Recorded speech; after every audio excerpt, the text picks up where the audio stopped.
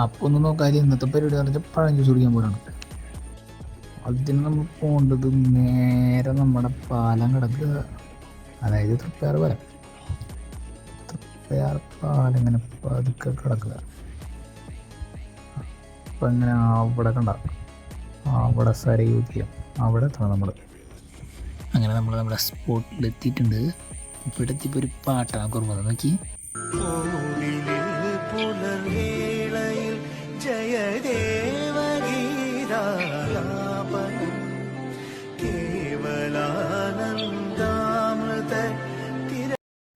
അയ്യോ ഇവിടുത്തെ അഭിയത്ത് കണ്ടപ്പോൾ വന്ന കാര്യം പറഞ്ഞു പഴഞ്ഞു കുടിക്കണ്ടേ.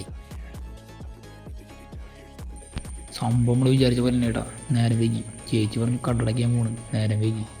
പിന്നെ അവസാനം തട ഇറങ്ങി ബ്ലോഗേഴ്സാണ്. സംഭവം എന്തായാലും വർക്കൗട്ടായി.